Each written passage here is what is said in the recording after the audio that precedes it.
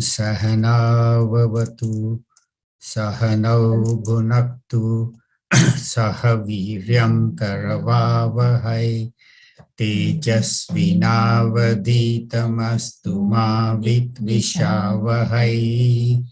Om Shanti Shanti Shanti. Om Samasta Jana Kalyane Niratam Karunamayam Namami Chinmayam Devam Satgurum Brahma Vidvaram Satgurum Brahma Vidvaram.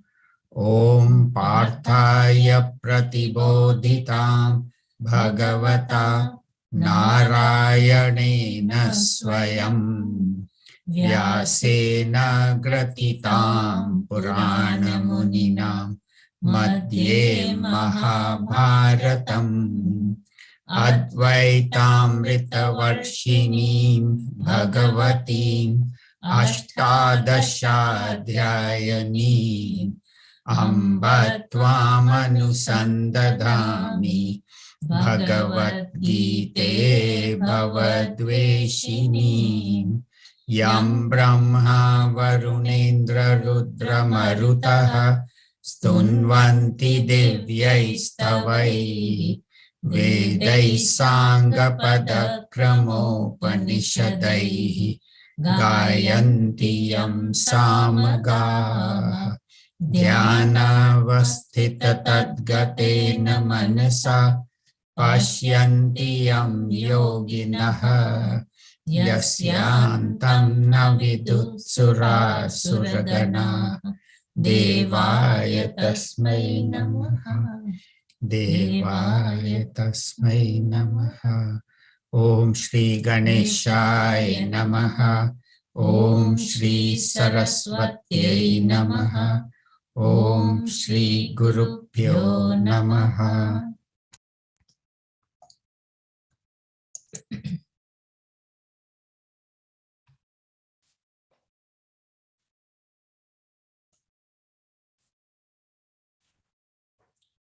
Hari Om. So we are in the 14th chapter about the three gunas, Traya Guna Vibhaga Yoga.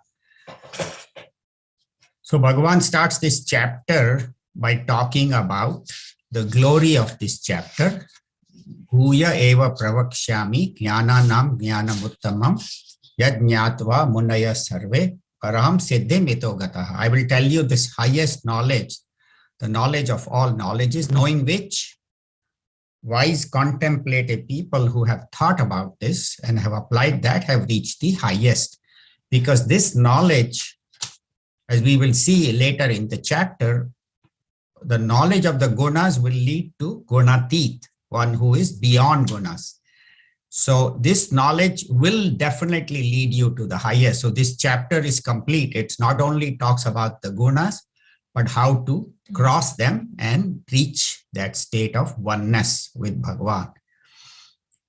And that's what he says, Mama sadharmyam agataha. They have come to become one with me. Idam jnanam upashritya mama sadharmyam agataha sargepi nopajayante pralayana yathanti cha. And these people go beyond birth and death. Not only birth and death, but also changes in life. Like I was a youth, and then I become middle-aged, and then I start singing, Koi lota de mere bite hue din. You remember that song? Bite hue din are pyare. So we go through these changes of life, and then we repent. Are yaar, I didn't enjoy my youth, or now I wish I could go back. So one who knows that I am that infinite self, then knows that this body will go through changes, and you can't go back. Lotade is not possible, but you move on because this body anyway is not my goal. This body is a means to reach the goal. And so that is what Bhagavan Shri Krishna is telling us.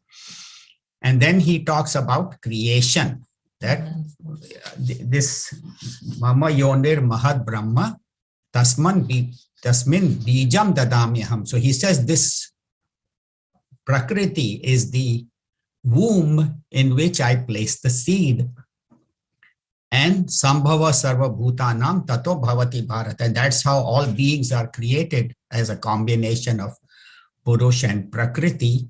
So we somehow think that there are two entities. One is Prakriti, matter, and one is Purush, energy or spirit.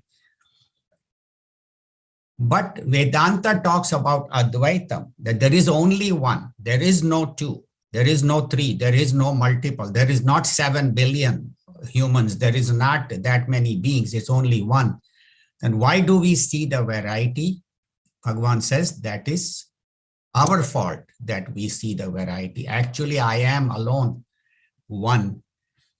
And because we see this world as real, and this alone is reality, that's why the teacher has to come down to our level and say, yes, there was this unmanifest, and that's why Tattva Bodh had to be composed and up, Apanchikrit Mahabhuta and all that.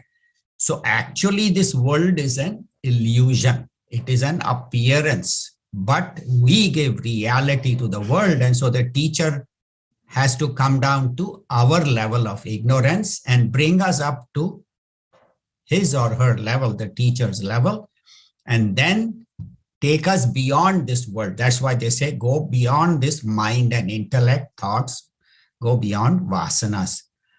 And that is the job of the teacher. And that's why in the 13th chapter, Bhagavan had said it very clearly, Yada Bhuta Prithak Bhavam Ekatvam Anupashyati Tata Evacha Vistaram Brahma Sampadyate Tada. So Bhagavan in the 13th chapter says that when we see that all these beings are in one, Ekastham Anupashyati. Anu means continuously we have to see, not only in the Gita class, not only for 5 minutes after the Gita class, but throughout the day, throughout the week, throughout the month, throughout the year, constantly see that one appearing as many, Tata Evacha Vistaram. And once you do that, then that is enlightenment. That is Brahman, Brahma Sampadyate Tada.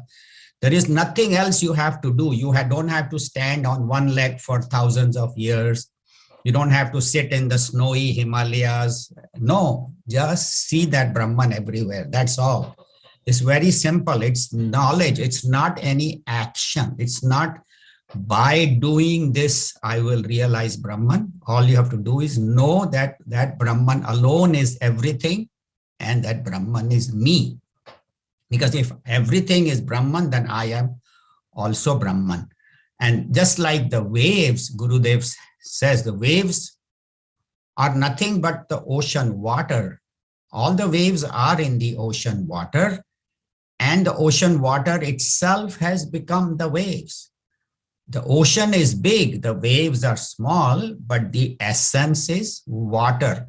So I am small, Ishvara is big, the creator, sustainer, but the essence of me and Ishvara, me and everything is Brahman. So that one has to constantly remember. And that's what Bhagavan Sri Krishna has said in the 13th and in the 14th chapter. He wants to remind us that Anupashyati, never forget this. Always stay with that understanding that one Brahman alone has become all this, and that is my essential nature. Yes, at the body, mind, and intellect level, I am limited. I have all the limitations, but my essence is that. So today we'll continue the 14th chapter. Last week, Bhagavan had said that Sattvam Rajas Tama iti Guna Prakriti Sambhavaha Nibadnanti Mahabaho Dehe Dehinam Avyayam. Sorry. So he says that in this body, which is actually we are that Atma, then why do I feel bound? Why do I feel limited? Because I am in this body, and I identify with this body, even though my true nature is avyayam, immutable, but it is out of ignorance that I get bound. And there are three gunas. Sattva is purity, Rajas is passion, activity, and Tamas is ignorance, laziness. So how do all three bind us? Tamas, okay, laziness, rajas, okay. But even sattva will bind. That's what Bhagwan will tell us today, how each guna binds separately. So Hansaben can repeat. We are doing chapter 14, shloka number 6, which talks about sattva. Tatra sattvam nirmalatvat prakashamanamayam sukha sangena badnati jnana sangena chanaga. Okay, all together. Tatra sattvam nirmalatvat prakashamanamayam sukha sangena badnati jnana sangena chanaga. So how does sattva bind? So he says tatra, there in this case where we have said sattva, rajas and tamas all bind. So how does sattva bind? Sattvam nirmalatvat. Mala means dirt. Nirmala means which is without dirt, which is stainless, which is uncontaminated, unblemished. So nirmalatvat, and it is of the nature of prakasham. It is of the nature of light. Light means not a shining light, but light means the light of knowledge. And it has three qualities. Anamayam. Amayam means that which has disease, which is sick, illness. But anamayam means that which has no illness, no dosha, no defects. So sattva has no defects. It is of the nature of knowledge and it is pure, uncontaminated. And how does it bind? He says sukha sangena, by attachment to sukha. Sangha means attachment to sukha. By that, badnati, it binds, and also by jnana sangha. So by attachment to sukha and attachment to jnana. So attachment to joy and attachment to knowledge, it binds. Cha, he means and who? He's telling Arjuna, anagha. Anagha means one who has no sins, no negativities, is very pure. That's what Arjuna was. In his mind, he was very pure, very evolved, even though he was a warrior and had fought in a lot of wars. But inside, he had no hatred, no enmity for anybody. He just did his duty, whatever was assigned. And that's why in the beginning of the Mahabharata war, he said, I don't want to fight, because he could see all the negativities of this conflict. But that's what Arjuna was. So that's why Bhagavan says that even though sattva is pure, it is uncontaminated, it is healthy, it is of the nature of knowledge, still it binds by sukha and by jnanam. So nirmala, we already saw that it has no negativities, no wrong things. Sattva is good and does not have rajas and tamas. Rajas and tamas are the impurities. Tamas is impurity by laziness and rajas is by activity, passion. Activity is not bad, but when activity is done with a selfish motive, that what can I get out of it, that becomes rajas. When activity done by an unselfish motive becomes sattva. So it's not that sattva and tamas are actually very close, because rajas is very active. A sattvic and a tamasic person, both are still. You say, then what is the difference? So the difference is like in a battery, like in a car battery or a battery. If the battery is discharged and doesn't work, that is tamas.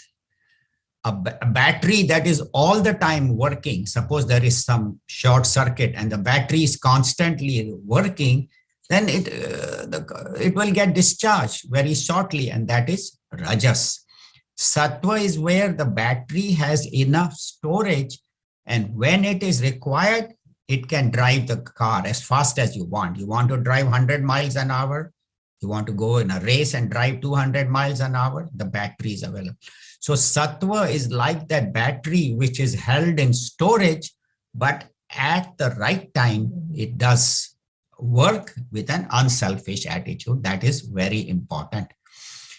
And again, another example they give is like there is a lady, say, who is a doctor, who is a physician, and she comes home and she becomes a housewife, a mother, and so on. But a sattvic person will play the role that is required, but not let it come. Like she's playing the role of a doctor, she will do that.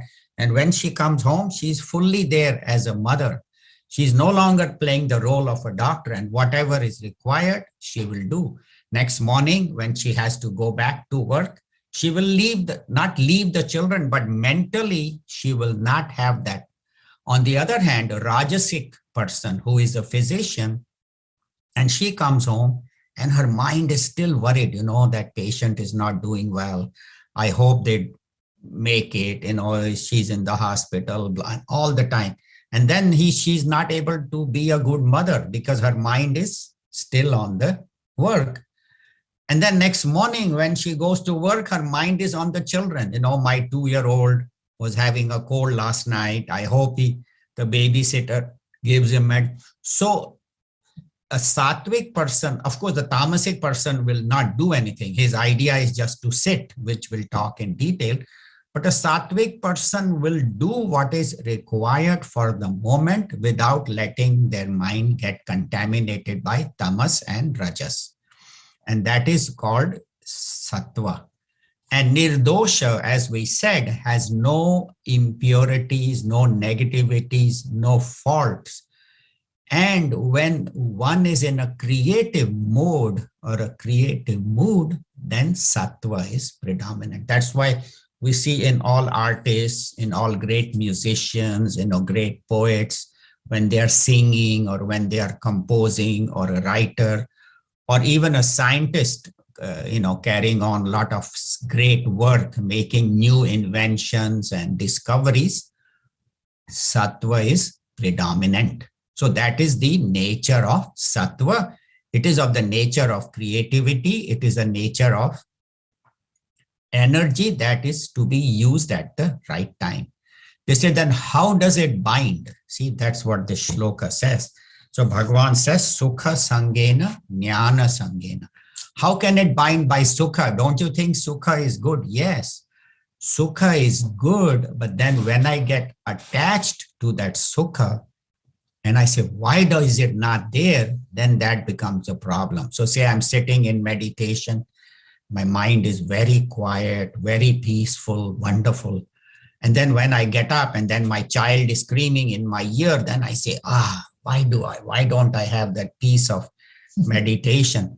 So the ability to remain calm, but such a person says, no, I wish I always had that peace, and gets attached to that peace and then does not do her duties properly.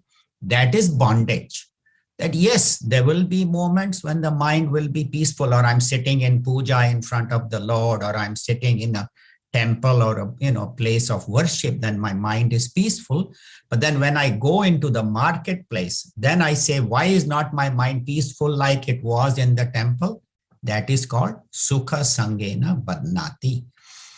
So what is this light of consciousness that we say that sattva is of the nature of brilliance, of the nature of light, which is called prakasham? It says it is the chidabhasa.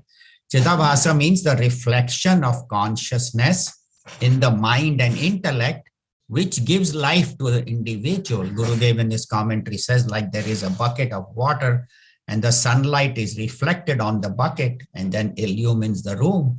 So the mind and intellect is like that water, which when the light of consciousness illumines, such a person then can function. So that is the bondage caused by jnanam, caused by sukha, by peace. When my mind is peaceful, then it is bound, when I'm longing. It's not that one should not be in peace and one should look for agitation, but understand that not always will I be in peace. Sometimes will be happy, sometimes unhappy, but I should remain sama. And throughout the Bhagavad Gita, Bhagavan again and again says, sama shatrau cha mitre cha tatha mana manayoho shitoshna sukha dukheshu sama sangha vivarjita, remains the same without sangha. So that is the essence of this. So that is how we get bound by peace. How do I get bound by knowledge? You say, don't you say knowledge is good? You mean we shouldn't study? I shouldn't read Bhagavad Gita. I shouldn't come for the Sunday morning class.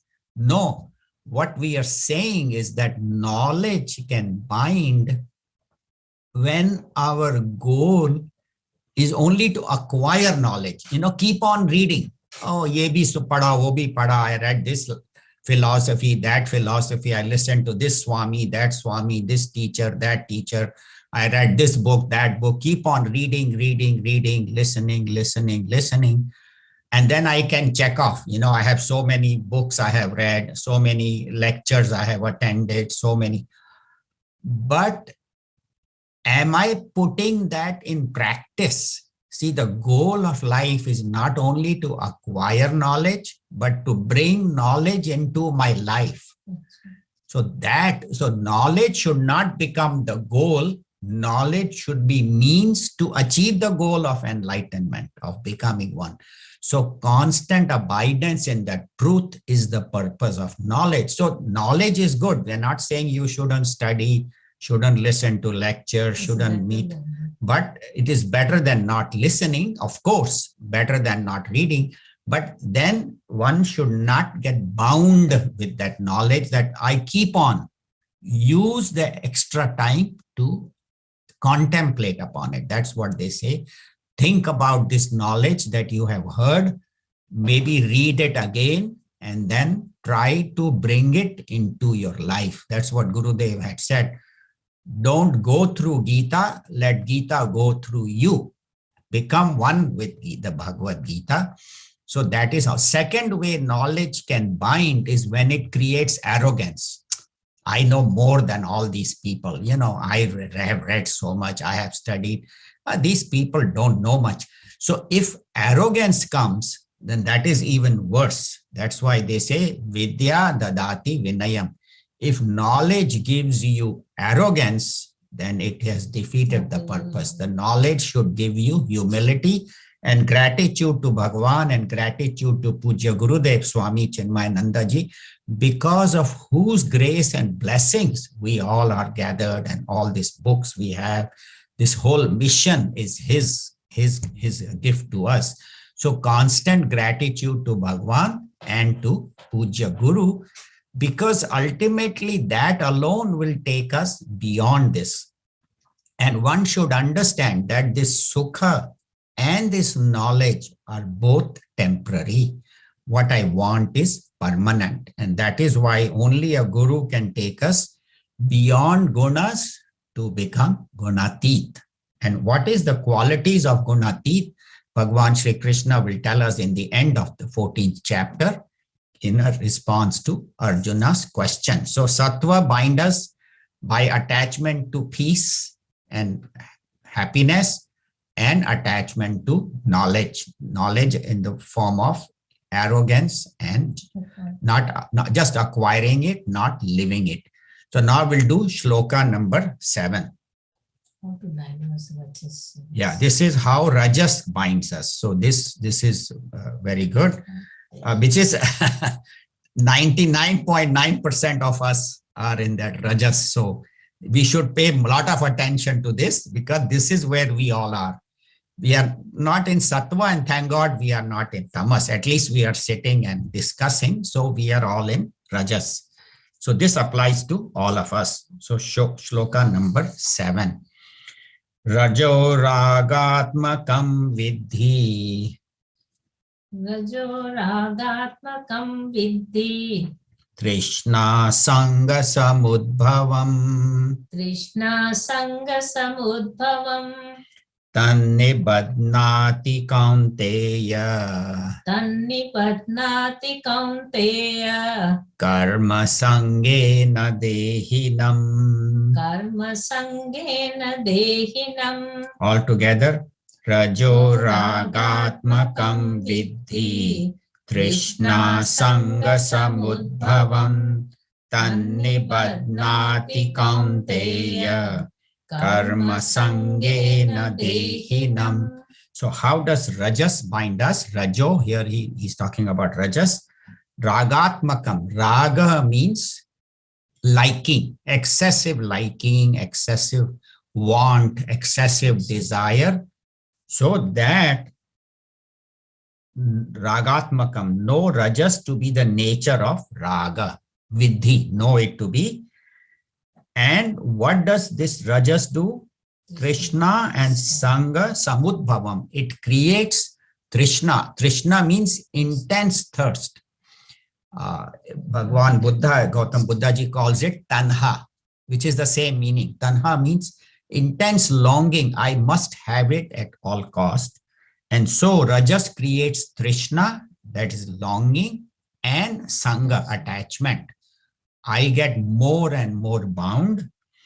And tan nibadnati, tat. So that Rajas, badnati means binds, nibadnati means nishchayena badnati, means without doubt it will bind us.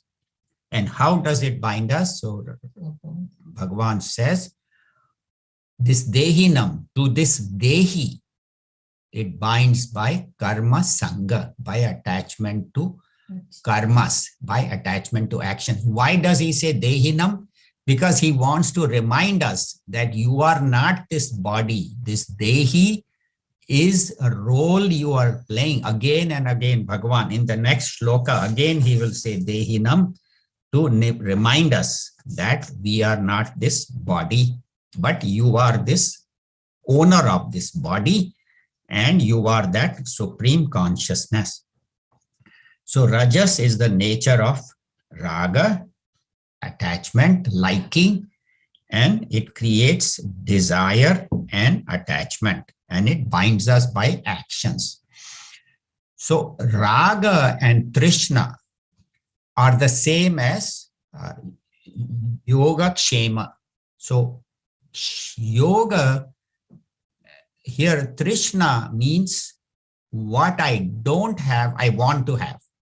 Say I don't have a plane, or I don't have a Ferrari, and I want to get it.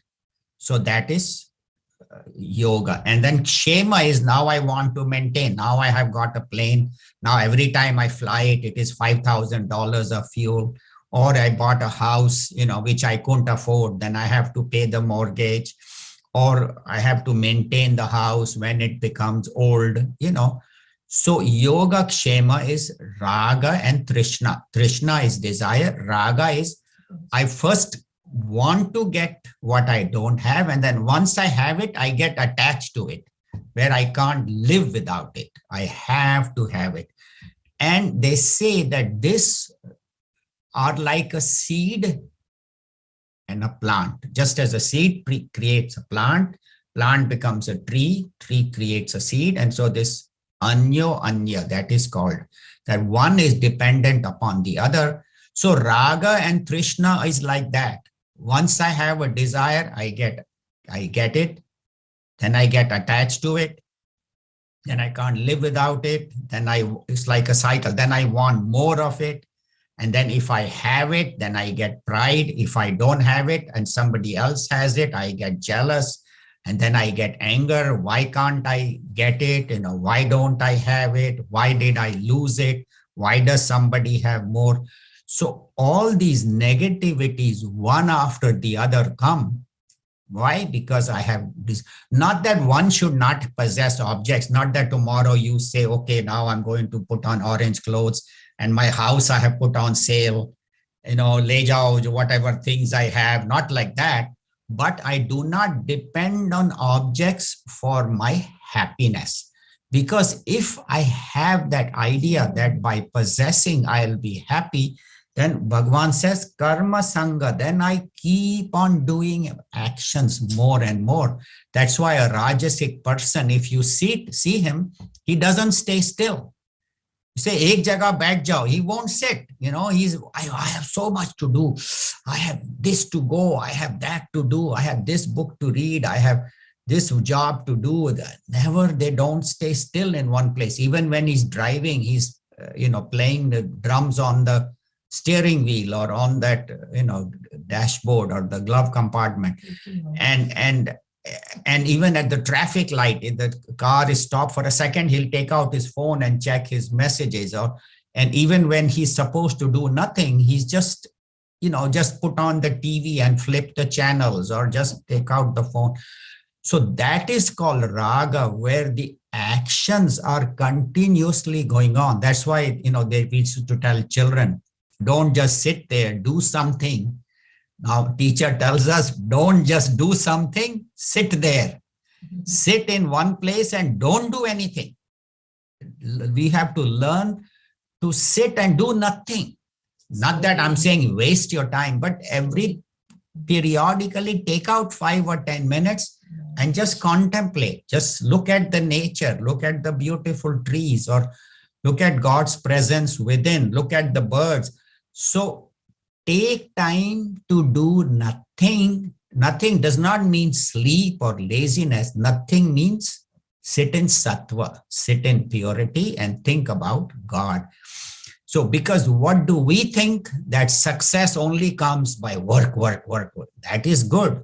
Work is required because this is a bhumi of karma phala. Whatever karma you do, you get the phala. But overdoing karma, where you don't have time to sit and contemplate. And that's what they say, sit for a while where I'm not doing anything. I'm not reading, I'm not studying, I'm not even doing puja. I am just sitting with God who is within me. So that is called, and people even do good karmas, not for enlightenment, but to go to heaven. In the past, they used to do all these rituals. Why? So I may go to heaven and then enjoy life in heaven and then come back to the earth. This cycle will go on. So to even karmas that have desire, that are pure, should not be done with desire, should be done because it is to benefit society. I was reading a commentary which says that, humans are called Homo sapiens, right? That is the name of humans. That means beings that think. So they said we should change the name from Homo sapien called Homo faber. Faber means one who creates, makes. So just constantly people go on making. iPhone is fine, no, but 11 ho gaya, now 12, then 13, then 14. And then my car is now 3 years old. I have to change it. And these companies, they keep on manufacturing. Chinese are sitting and they keep on making because these idiot Americans keep on buying our products. So they are very happy. They keep on shipping it. And then there's all this advertising. If you don't have the latest iPhone, you are somehow deficient, or you don't have this latest car or this latest dress, all these fashions. Or if you don't have this fashion, then you are somehow backward. You don't. So they keep on making, but we like fools keep on buying. So they say, don't go to the mall. There is no need. If you have enough, come to a state of contentment. That is fine. So that is what they say, that do not get attached to things. And secondly, this other attachment, one is to objects, one is to possession, and third one is to people. What we are saying is it's not that don't love people, but love people unselfishly. Not a selfish attachment, but unselfish attachment. So if I have a relationship, not what can I get from this person, but what can I give to this person? That is true attachment, where I love this person, but not with the idea that let me get this or let me get that. Let me give. So that's how they say you can get attached to objects, possession, or even people, that without this person, what will I do? How will I live? No, life goes on. Whether this person is there in my life or not, I am fine, I am okay. So I am complete. That understanding is called unselfish attachment, where I love a person, but not necessary that that person should love me back. It's not a business. Even we say, Bhagwan, I did so much. I took a nariyal to your temple, and then I did chanting of 108 names. What have you done for me? You are not chanting Bhagwan's name too. That's not a business. You are doing it because you love God, and whatever my karma phala is, I will get. So don't go to Bhagwan. But I mean, of course, if you have a problem, you can ask him, but it should not be a business that I did this. I gave you one nariyal, so now you give me $1 million. That's not a very good deal. Bhagwan says, what are you? So, so that is what they're saying. It should be unselfish attachment. I was reading very beautiful. It says there is this plant called lichen, which is not moss, but which grows next to moss like a plant. And how does this grow? Even in the worst of condition, even in the desert heat, even in the lack of water, it grows on rocks, grows on trees. How? Because it is a combination of two plants, an algae and a fungus. The algae is chlorophyll, it makes food. The fungus creates water and support. So these two plants together become one plant called lichen. So similarly, in our relationship, it should be symbiotic, where one supports the other, one helps the other. And that is called unselfish attachment. That is not raga and not trishna. So rajas binds us by raga, by trishna, and attachment sangha, and that's what the problem is. So because of that, I do a lot of unnecessary actions, overdoing it. So that's what Bhagwan is warning us, that do actions, but do them unselfishly, and do not get bound to action, that if I don't have anything to do, then what should I do? Enjoy your own company. That's what they say. If you don't enjoy your own company, don't inflict it on others. So learn to enjoy your own company. But a Rajasic person doesn't do that. So now we'll go to tamas. That is shloka number 8. Tamas also binds. All three of them bind, but in different ways. Tamastvajnanajam vidhi. Tamastvajnanajam vidhi. Mohanam sarvadehinam. Mohanam sarvadehinam. Pramadalasya nidrabhihi. Pramadalasya nidrabhihi. Tannibadnati bharata. Tannibadnati bharata. Thank you. All together. Tamastvajnanajam vidhi. Mohanam sarvadehinam.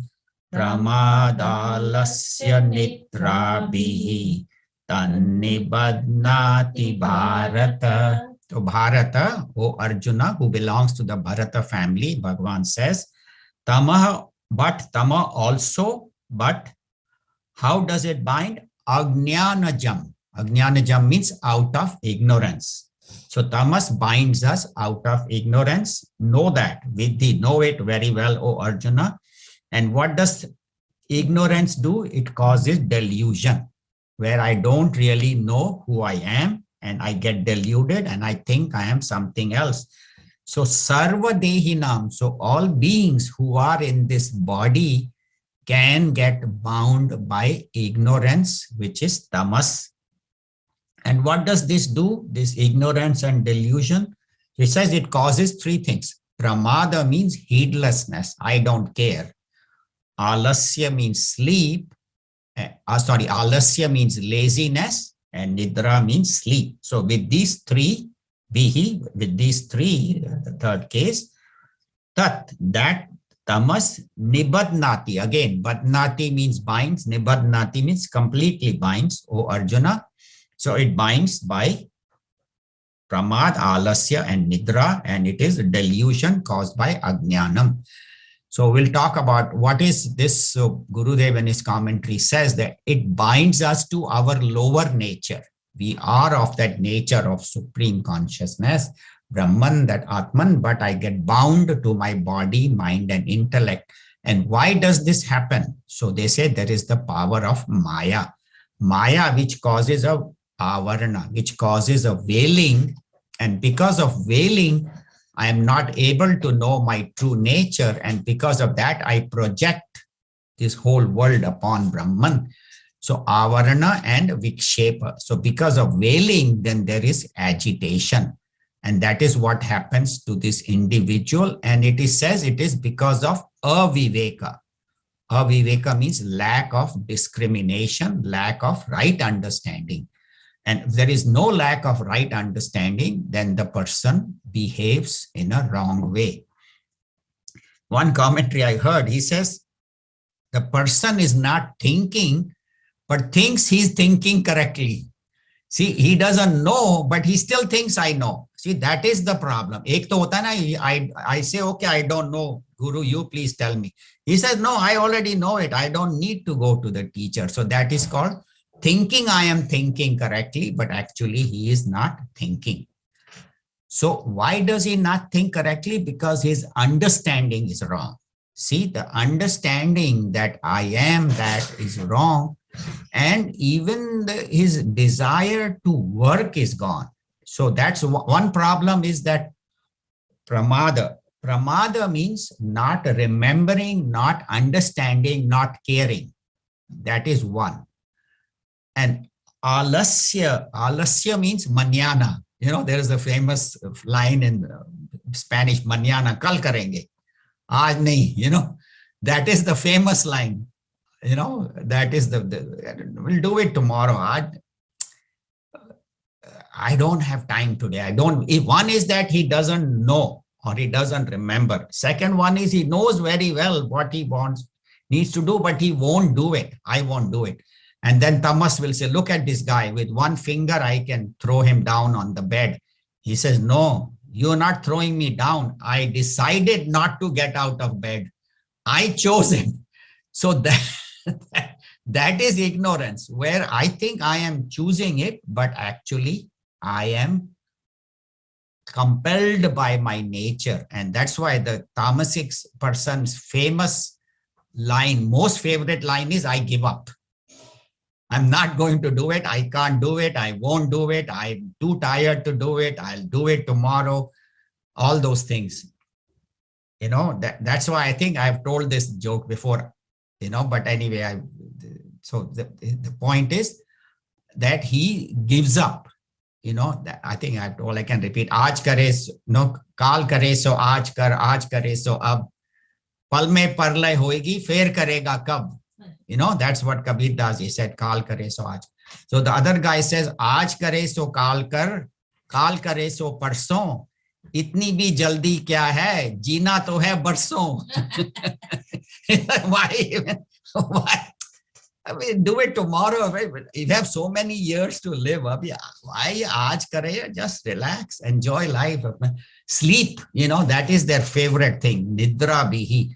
So their favorite thing is to sleep, not do anything, and you know, it's okay. And unfortunately, even wise people, it's not that one should not sleep, because that's why they say that even in the daytime, in the morning, you're in a sattvic mood when you are praying, meditating, then you are active. And then at the night, you are in tamas. But the thing is that some people, even at night, they are overactive, doing too much, and then they sleep in the daytime. Neeru is laughing, but I do most of my studying around midnight. So I study till about midnight most nights, because I have all these classes. So that's why she's laughing. But the point is that, you know, you need time to sleep, you need time for activity, and different people have different, you know, cycles. So I guess, but the point is that even wise people can get deluded by this tamas, and that is what is very important. So they say this example I heard is like a flashlight. You know, you have a flashlight. Now, there can be three ways you use the flashlight. One is flashlight is off, battery is dead. Guy, that is the tamasic person whose flashlight is not working. It is dead. The Rajasic person, he has flashlight, but he's moving all over the place. He doesn't know where to look, what to look. We find kids, especially when they get the flashlight, they turn it on and they keep playing it. And that's how Rajasic is. His attention is on numerous things. And the Sattvic person is able to focus the flashlight where he wants to go. Similarly, a tamasic person is quiet, not doing anything. Rajasic is overactive, and Sattvic is able to focus on what is my purpose in life, what am I doing. And so that is why they say tamas is of the nature of ignorance, rajas is overactive, sattva is purity. These ideas will be repeated again and again by Bhagavan Sri Krishna because he wants us to stay in sattva and go beyond sattva. So we'll do the 9th shloka, the last one today, where Bhagavan summarizes what he has told in the 3 shlokas. Of the 3 shlokas today, Sattvam Sukhe Sanjayati, Sattvam Sukhe Sanjayati, Raja Karmani Bharata, Raja Karmani Bharata, Jnanam Avritya tu Tamaha, Jnanamavrutyatu Tamaha, Pramade Sanjayatyuta. Pramade Sanjayatyuta. So again, Bhagavan is summarizing. Sattvam Sanjayati means binds me how? By sukha. So I get so used to that sukha, to that peace, to that calmness, that I don't want to leave it. And if that sukha is not there, I get agitated like a mother, she's sleeping in sukha, and then suddenly the child wakes her up and she starts crying, and then she gets angry, and then these things will happen. So do not get attached to any sukha. Remember that sukha is temporary and situations will change. So Sattvam Sukhe Sanjayati. And Raja, how does it bind us? By karmani, by overactivity, constantly working, and not understanding why I am doing this work. All work in this life should be towards that highest goal. And then pramada and tama, it binds us how? By pramada. Raja karmani, jnanam avritya tu tamaha. And tama, what does it do? It clouds my jnanam, it clouds my wisdom, my intelligence, and then creates pramada. Pramada means heedlessness. I don't care. And that's how it binds utaha. So all these 3 bind us in different ways. One is by knowledge and sukha, one is by overactivity, and one is by indolence, heedlessness, don't care. And the question is, which is predominant? And that is very important, that which is the dominant guna. So Gurudev in his commentary talks about coffee. Coffee has 3 components: milk, sugar, and that coffee beans. So Punjabi coffee is what? Only milk. They have so much milk, they'll boil it, milk, and put a little bit of coffee, little trace of coffee, a little bit. Sugar. And South Indian coffee is all black. They won't even bring milk near or sugar near. If they do, just a touch. And Gujarati coffee is all sugar, very little coffee and milk. As Satish Bhai said, how much coffee do you want to put in sugar? Not how much sugar you want to put in. So the point is that which one is predominant, whether it is coffee, sugar, or milk. Similarly, which one is predominant? So sattva, rajas, and tamas. And each individual has all 3. We have all 3, as I said, at different times during the day. We may have different qualities. And which one is predominant? Do you want to become predominantly a sattvic individual, rajasic, or tamasic? These activities will come. There will be a time when I'm sleepy. There will be a time when I want to get out and do some exercise, go to the gym and work out or get on the treadmill. So not that one shouldn't do that, but my main focus should be sattva. And then through sattva, go beyond sattva. That is what the gurus tell us, that remain in sattva as much as possible. So this Bhagavan is again and again reminding us that tamas and rajas, if they are there, you use them if they are at for a moment. But my main, even when I'm doing activity, rajasic activity, it should be colored by sattva. That is very important. So that will come later. And it says too much rajas is like a garbage truck. You know, I heard another example. Just as a garbage truck, every step it stops, right? Every house it stops and picks up, stops and pick up. So Rajasic individual is like that. He will go to the shopping mall and every store he will stop and pick up everything. So, so they said that is like picking up garbage. We don't need it, but just because it is on sale, I buy it. And so that is called Rajas overactivity. So that is what they say, avoid that and just do what is essential, what is necessary, but keep your mind in sattva and keep it balanced. Another example of tamas and rajas, which unfortunately we see a lot of, is guns. Because every time there is a mass shooting, you know, a guy will go in a mall and kill 20 people, or go to a school and kill somebody, or go in a theater, it comes in the news, you know, big headlines. And then they say we should ban guns. How long does it last? A couple of days. Then they forget. Then the next, you know, tragedy which is there, it will come. And so nothing happens. Now it has come to a point where it doesn't even come in the headlines. Oh, somebody killed 9 people. You know, somebody killed 20. What can you do?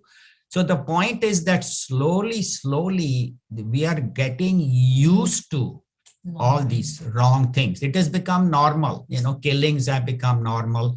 That's why this the maximum number of killings happen in the United States, because guns are so freely available. And majority of the killing is not by some gangster or it is by somebody you know. You know, that's what they say, your a friend or a relative or a brother or cousin, or sometimes a child accidentally. So the point is that we have become so used to all this violence and wrong activity that we don't even think about it. So that's what they say, that take a moment and think, why is this country going in the wrong direction? Why am I going in the wrong direction? Why am I letting my rajas and tamas? Tamas means I don't care. It's okay. People are dying. Ab kya kar sakte? You know, what can you do? So constantly live in that awareness that I should remain myself sattvic and help as many people as I can. We cannot become like Martin Luther King or Mahatma Gandhi or John F. Kennedy. We cannot change the world, but at least I can change my circumstances and live a life of balance, where don't let one guna predominate you, where it takes over everything else. Reduce rajas and tamas, live in sattva, and remain a balance. So that is what this teaching of today is, that all of the 3 gunas can bind us. If you get attached too much to sattvic state, then it becomes a bondage. When you get bound to peace and knowledge. Rajas is, we know very well, overactivity, unnecessarily doing things which are not required. And tamas is laziness, heedlessness, don't care, sleep. So all of those bind us, and Bhagavan says, live a life of balance and let not this ignorance cover your mind. Jnanam avritya, our mind, which is full of knowledge, full of wisdom, gets bound by tamas, by ignorance. Even though we know, they say, I know it, but I can't do it. You know, I know it, I just know it, but I can't do it. So that is tamas, and let us not do that. Let us stay as much as possible in sattva. These are very, very practical. The whole chapter is very useful for our day-to-day living. And then at the end, will tell us how to go beyond gunas. We have time if anybody has any questions, any comments. Hariom Anilji. Hanji. It is good to be in a sattvic state because this is sattvic state is going to take us up. So why it is not to bind ourselves with sattvic?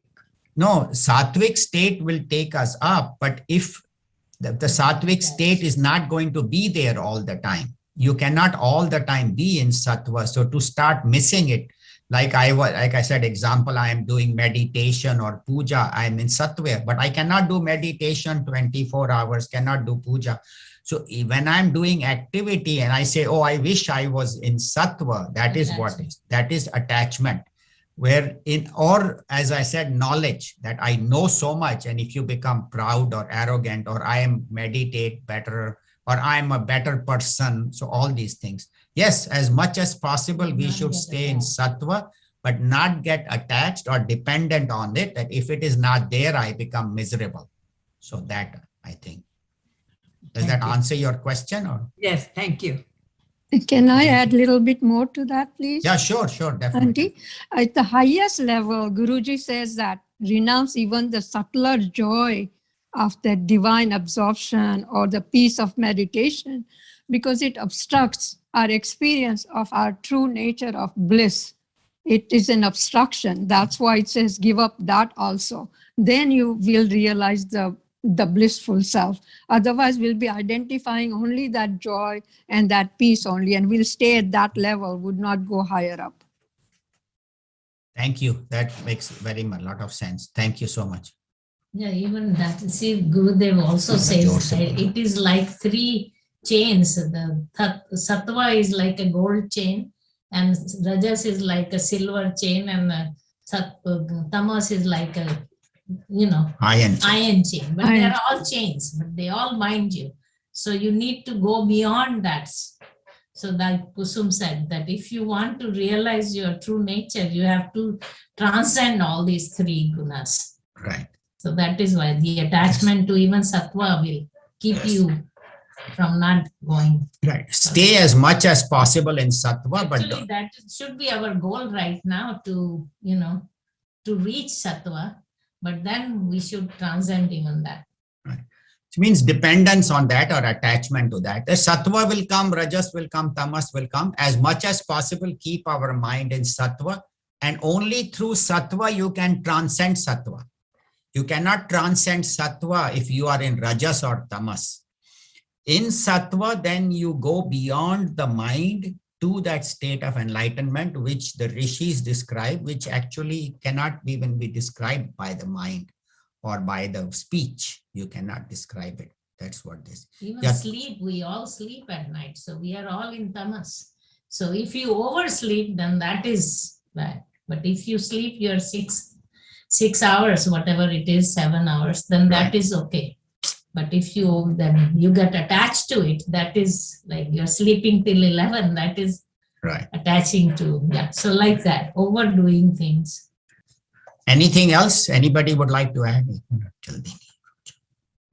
Satish bhai, anything? Any other questions you have, comments? Just one small comment. You already covered it in Kusumji and Auntie, but the reason being to be in sattva or try to be in sattva most of the time is of course to go beyond the three gunas, and that is a transitional place. But rajas and tamas comes to us naturally. We don't even have to try. Right. So that's why we have to keep trying for sattva, because other two are already within us. We don't have to try it. So. Right.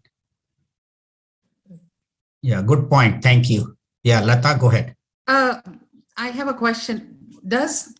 Is not rajas required to create the new things? Yeah, like, the evolution that we see right now, the technological advances, it's an action of people. And then how do they, how are they part of sattva? You say sattva is more creative, but I think action is needed. And second question, follow up with that. The world economy, GDP, is based on the action. It's calculated. Mhm. So should you take out that from the world as it's moving, how would you take care of 7 billion plus human beings? Yeah, very good questions. So Rajas definitely is needed to create anything, but the creative knowledge comes from Sattva. The action comes from Rajas. So we are not saying that one should not do action, but the creative mind is the one that is always in Sattva. So if you are not in Sattva, you are not going to be able to create new things. And Rajas is required, but Rajas has to be colored by Sattva. So means it should be unselfish activity. Yeah, a lot of production is because of selfishness. I want to become the biggest company. I want to become Google and Facebook and Amazon and Apple. That is true. But if their only goal in life is to become big at the expense of other companies, then that is Rajas mixed with Tamas. See, Rajas mixed with Tamas is where I want to grab all other companies and become the biggest. So the point is that this human life is meant for activity, but ultimately is meant for evolution and enlightenment. And the world, majority of the people will continue to be in Rajas, no matter how many lectures you give, how many talks you give. Majority of the people don't even listen. They think their purpose in this life is to earn, acquire maximum, and forget about everybody else. So we cannot change the world. The world will continue to produce and grow and multiply and do, which is good. Nothing wrong with that. And a lot of scientific progress has happened due to activity, but activity colored by Sattva, then only new creativity happens. Otherwise, just unnecessary activity. And unfortunately, activity can become selfish. Now, like Russia wants to take over Ukraine. You say, well, Russia needs to grow bigger. Shouldn't it take over smaller countries? But then it is you are, destroying another country and taking over. So that's why one has to be very careful that if I'm growing, am I growing at the expense of others? And is my activity selfish or unselfish? So unselfish activity is called Rajas mixed with Sattva. Selfish activities, Rajas mixed with Tamas. So Rajas is required, but what is it colored by? So yes, GDP and growth and all is, that will continue to happen because out of 7 billion people, how many people I've even listened to Bhagavad Gita or know even about these? So that is the point. And they will continue to do it. But what am I doing to make my life sattvic? And that's what Satish Bhai said, that Rajas and Tamas come automatically. Natural, yeah. But how can I improve my life to live a more sattvic existence and ultimately realize God? That is the purpose. Not that one shouldn't work, one shouldn't acquire, one shouldn't, but most of us are now at the stage where we are done with all that. We have, been there, done that. We have earned, we have acquired, we have children, grandchildren. Now our time is to think about him, about that. So that's why we are talking about Bhagavad Gita, because Bhagavad Gita, actually Bhagavan starts the 3rd chapter with karma. He starts the teaching with what is the right karma and how to do it. So it's not that he doesn't say that one should not do karma. And then he talks a lot about bhakti, how one should surrender to God and dedicate to God. In 9th chapter, 10th chapter, 11th chapter, 12th, they are all talking about how to surrender. So the first few chapters are about karma, 3rd, 4th, and 5th, and then about bhakti. And now he's going towards how to go beyond those. And what is how to change our mental makeup, the psychology. That's what we had said last week also, that these rishis were great psychologists. So that's. Thank you. That's a good question. Anything else? Anybody else has any comments? Okay, we can do the Arti. You want to do it? Arati Shri Chinmaya Sadguru सद्गुरु की दिव्य रूप मूर्ति करुणा की आरती सद्गुरु की चरणों में उनके शांति समाए शरणागत की भ्रांति मिटाए पाप ताप संताप हरण की आरती श्री चिन्मय सद्गुरु की आरती सद्गुरु की वेद उपनिषद गीता को गाया धर्म सनातन फिर से जगाया शुद्ध नीति प्रीति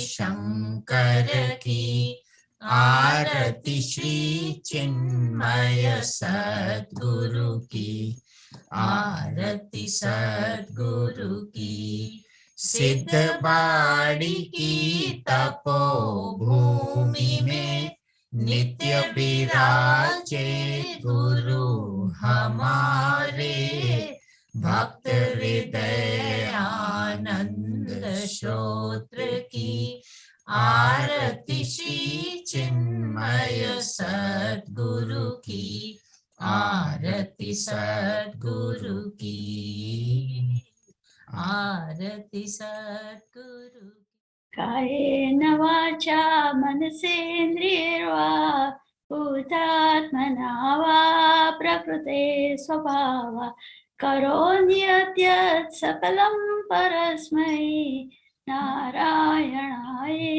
समर्पयामि नारायणाति समर्पयामि। ॐ पूर्णमदः पूर्णमिदं पूर्णाति पूर्णं मुदच्यते पूर्णस्य पूर्णमादाय पूर्णमेवावशिष्यते। ॐ शान्ति शान्ति शान्तिः।